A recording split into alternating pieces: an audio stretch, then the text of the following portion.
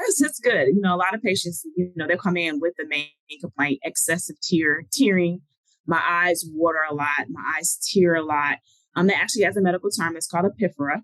And so there could be a couple reasons why you're having too many tears. And in that case, you really won't know until you evaluate it. So one, we want to make sure that your tears are draining properly and efficiently. Make sure your lacrimal gland, so your lacrimal duct, that duct works. You have a gland that makes tears and you have a whole duct work where everything is supposed to drain. And if you have any issues with that drainage system, then of course you're going to get a buildup in excess of tears.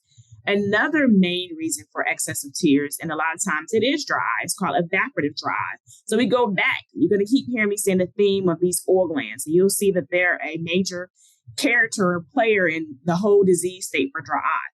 But if your oil glands are dysfunctional, if they're clogged, or if they're completely atrophic, then you don't have enough of that oil. And that oil is lipid based. And it's very, very important to have a good quality of meibum so that the tears can stick to your eye. So if your tears aren't able to stick, they excessively run over.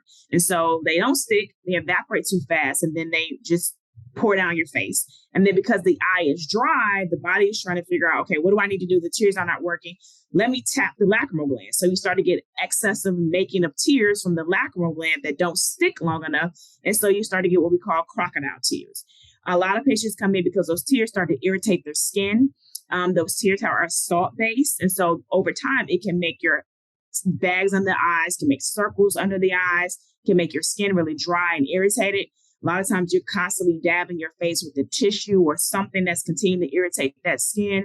And so, yes, it could very well be dry eye disease. And in those cases, if this is happening and going on for more than a week or so, you definitely want to go in to an eye care professional, let them know what you're experiencing so that they can determine if it is some issues with your nasolacrimal duct system, which we can easily address, or if it is the precursors to dry eye, which we can easily address. I mean, right now, we just brought in a treatment, which I've been referencing a couple of times, tear care.